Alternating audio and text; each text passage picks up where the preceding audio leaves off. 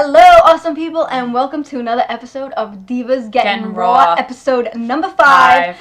We are your host. I'm Lauren, aka Luge, and this I'm Legacy Chick, aka Cassie. It was an interesting week in that Snooki was the host. I know. What was it? Raw was fist pumping. On Monday. Yeah, WWE went fist pumping Jersey Shore, especially Raw. But yeah, I thought that was very funny, and I was very happy because I'm a huge fan of the Jersey Shore, so I couldn't wait to see what Snooki was going to say or do. Yeah. But we'll definitely get to that a little bit later. And first off, Raw began with The Rock sitting in his office. I think he was talking to the president. I don't know. I thought I heard president. He goes, Mr. President. I don't know. But, The Rock was talking to that someone, about John Cena, about, what's been going on. Then all of a sudden, he gets interrupted by this little John Cena boy, 7 years old. You hear the music, then all of a sudden, The Rock stops talking on his cell phone and is like, I gotta call you back. And then he sees this little boy come into the office say, yo, John Cena. It was so funny. You can't see me. It was also cute at the same time. It was adorable. It was very adorable. And then all of a sudden, The Rock is like, really? Really, John Cena? And basically convinces little John Cena that he is nobody. He is an untalented person. And then at one point makes the little boy cry. And then, but you know what? It seemed like that The Rock got through with the little boy, or the little John Cena, because The Rock basically says, you got to accept the fact that you're untalented and, that you're going to be nobody. So why don't you go and eat your Fruity Pebbles? And that's so funny that The Rock takes out a Fruity Pebbles cereal and says, here, this is for you. And then the kid goes, hustle, loyalty, and respect, Fruity Pebbles. I thought that was so funny. And then the little boy just takes the cereal and runs with it. And then The Rock was just so funny with that, with the whole segment, and basically, saying that John Cena only appeals to little kids, and that he acts like a little kid, and that, you're nobody. But I thought it was really funny. It was funny. Yeah, so, and that, one more thing. And also that whole thing, The Rock also addressed Miz. How the Miz was saying that, telling The Rock, hey, notice me, hello, me, The Rock, notice me, I'm going to hurt you. But The Rock notices Miz, and The Rock says, you know what, I'm going to beat both his candy asses. So the Miz and John Cena's both you're on his radar as well. The Rock is on Miz's radar, so, there you go, The Miz. There you go. But also, right after that, The Miz comes out, and basically talking about, The Rock's response. Oh, yeah, that basically Miz disses The Rock, that he brings bad things, he brings horrific movies, he brings bad tattoos. I thought it was pretty funny, but basically, he disses The Rock and it brings bad of everything. Then all of a sudden we get an email from the anonymous general manager. So this time, Jerry Lawler quotes. And he quotes. And he quotes. Michael Cole comes out of his enclosed glass case. Oh my God, he was that was so funny. Yeah, but you know what? No, Jerry Lawler was going to read it. Yeah, he's a tool. So Jerry Lawler says that the anonymous general manager says that The Miz and John Cena will face two people that they never wrestled before. So John Cena will face Alberto Del Rio later, and The Miz will face the Great Khali, and then, the Great Khali, enters the ring after that. I agree with Miz. He totally rolled his eyes when the Great Khali came into the ring. I did too. So, then that was our first match. Miz versus Khali, pretty boring. Whatever. Khali got a few punches. Dude, that guy's a giant. Yeah, he's a giant. He's a big guy. He's a giant. So he got a few punches, and Miz, did what he could to fight back. And then all of a sudden, in the middle of the match, Alex Riley. Yeah, because he had Kelly had him in a skull crusher, about to crush this guy's skull. Yeah, exactly. And Riley just comes from behind to save the guy that fired him. Yeah, exactly. His apprentice, his former, basically Mrs. former apprentice. Yeah. So, anyway, but that actually failed. Alex Riley got hit by Khali. While Alex Riley was trying to like save. Alex Riley was trying to save Miz from Khali. You know, Miz got a chair from ringside, and then he started beating the hell out of Khali. Just started beating the hell out of Khali, until and pretty much the chair broke. Until the chair broke. The guy was bleeding. And Khali shed blood. He shed blood. Wow. Okay, there is blood. There was blood. So I mean, overall, Khali won the match because Alex Riley interfered. Who cares? That's about that match. Yeah. That was like a joke. I feel sorry for the Miz. You know, you're the WWE champion and you have to face that. No. Well, anyway, Michael Cole keeps reminding King that he's gonna bring someone from his past, so that's gonna be interesting. Later on when I bring it up, who it is. And then also you see Snooki talking backstage to John Morrison, and I thought it was funny because Vicky and Dolph Ziggler showed up, came up to Snooki and John Morrison.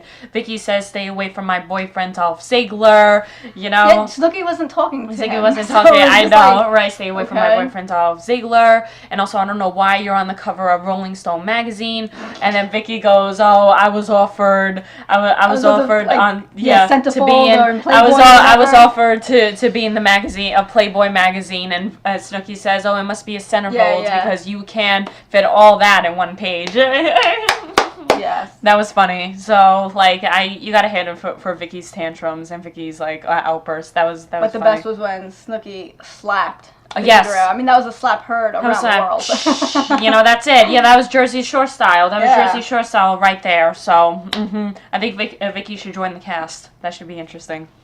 So anyway, after that, it's Sheamus versus Daniel Bryan. And you know what? What was it? Sheamus said that he put his career on the line for this match, and also everything was on the Daniel Bryan put his title on the line too. And if Sheamus didn't win the U.S. title, then that means he will quit WWE. But luckily, Sheamus and Daniel Bryan had a really, really good match. I thought it was really good. Back and forth. That was great. Then all of a sudden, Sheamus gets the 1, 2, 3 on Daniel Bryan.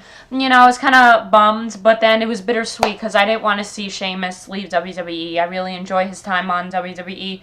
It's great. So I'm happy for him that he won, but I'm a little bit sad that Daniel Bryan lost. But, overall, it was a really good match. Then after that, Michael Cole, he announces that he is bringing, he comes to the ring, he announces that he is bringing someone from Jerry Lawler's past, and it winds up to be none other than Brian Christopher from the Attitude Era, Grandmaster Sexay, his biological son, which was, very interesting because, that was the last time I saw Grandmaster Sexay was in the Attitude Era. He came out dancing like a fool. Yeah, well... I know that's his thing. That was his thing. No, he tried. I know. It's like he's been there, done that, and Lauren, he danced so much better back in the Attitude Era. And if you noticed that by the time he got to the ring, he was heavy breathing. I was embarrassed for the man. I was like, oh man. I was like, this guy really got so old, and his hair is just so bleach blonde.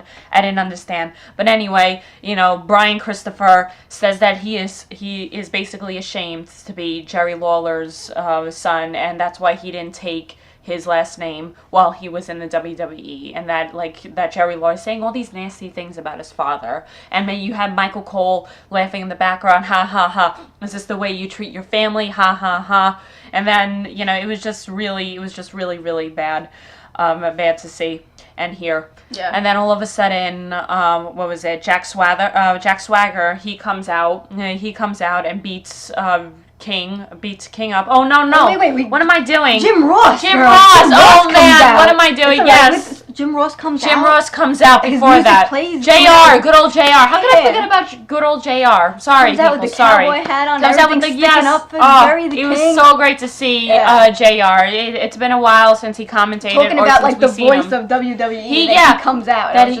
Not only, he says that he's not the voice of WWE. You know what? The people are. The fans are. You guys are. We. Yes, we are the voice. And, JR was bringing up really good points, telling Michael Cole to stop stop his feud with Jerry Lawler, but Michael Cole was not going to listen to him. And then the blonde dude comes out. And then Jack Swagger comes out. I just call him the blonde dude. Yeah, I know, the blonde dude, right? Then Jack Swagger comes out and just hits Jerry the King Lawler first, and then gets in the ring, start beating up on good old JR. Yeah, that was really sad. And then, what was it? Jack Swagger gives him an ankle lock, too. That was messed up. That was really, really messed up. And Michael Cole giving the ankle and then, lock. Michael Cole, he gets in on his action. Oh, I know, but before that, Jerry tried to save JR from that, but obviously Jack Swagger was just, beating up on King as well. So, but it was really... it's really hard to say, and then it was hard to see that Michael Cole was giving the ankle lock to JR. Definitely. I did not like that. No. I did not like that, but,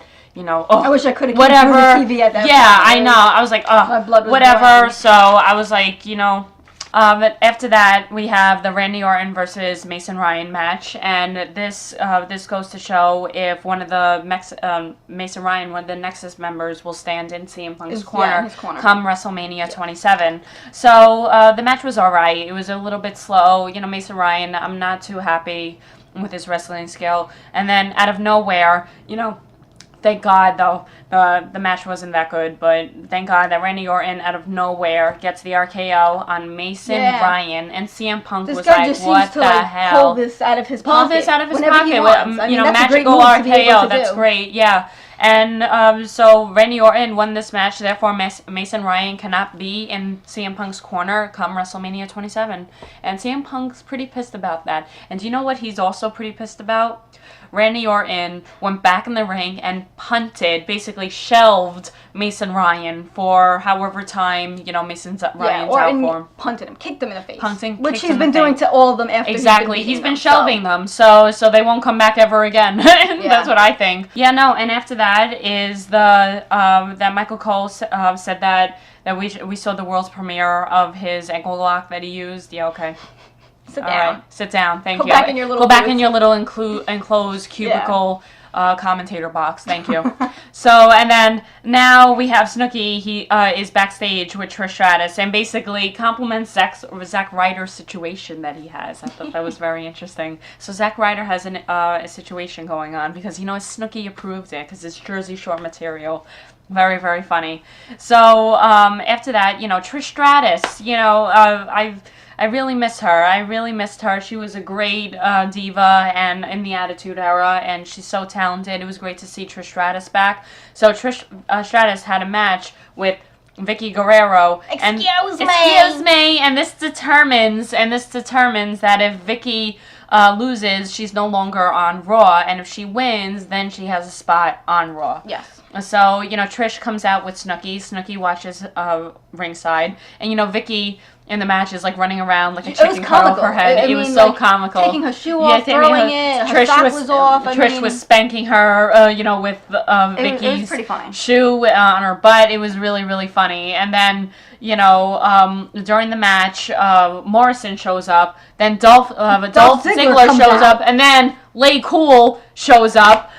Michelle and Layla. Well, it was a no disqualification match, so it was anything goes. Yeah, I guess it was anything goes. It wasn't really determined. But did they really want Vicky Guerrero to stay that bad? I guess so. Yeah, for Dolph Ziggler's sake, I guess. I don't know. Well, they are an item, funny. But it was very interesting because Lay Cool.